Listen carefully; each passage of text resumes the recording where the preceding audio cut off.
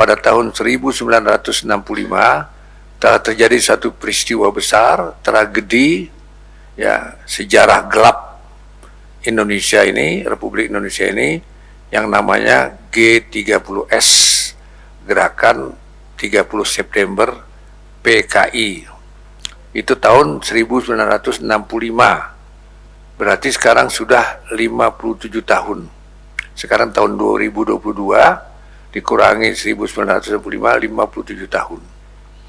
Padahal secara sejarah yang tidak kita bisa catat, itu tahun 1926 PKI sudah berontak kepada pemerintahan Hindia Belanda waktu itu. Ya, kita belum merdeka, tahun 1926. Kemudian tahun 1948 atau 23 tahun, 22 tahun kemudian setelah pemberontakan pertama, ya, cuma 22 tahun berontak lagi. Tahun 1948 RI baru bisa berangkang, ya kan, merdeka tahun 45.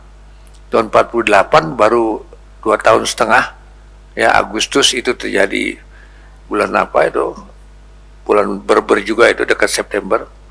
Berarti belum 3 tahun umur NKRI, umur RI, PKI sudah berontak dan dipimpin oleh Musso dan Alimin.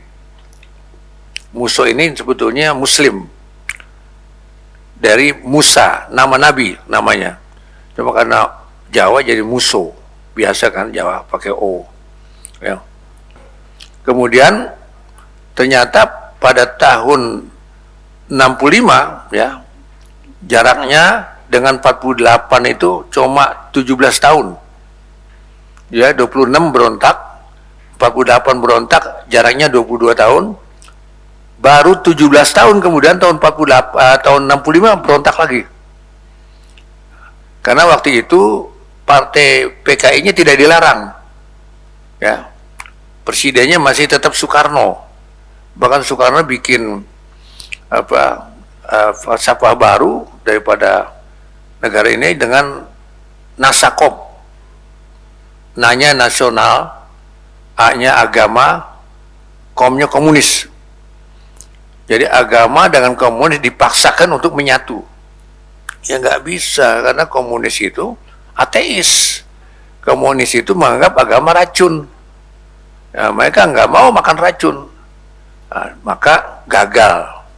Soekarno karena terlalu dekat dengan tokoh-tokoh PKI, akhirnya mereka berontak lagi tahun 65. Yang menjadi korban adalah Angkatan Darat, TNI. Kalau 48 jadi korban kiai, ulama, santri, ustadz, ya. Panjang ceritanya, tapi ini sebagai pengantar saja. Kemudian datang Pak Harto, alhamdulillah Pak Harto bisa membubarkan PKI, ya, sebagai organisasi terlarang. Kemudian lahir namanya Orde Baru, ya, Orde Baru Soeharto, alhamdulillah.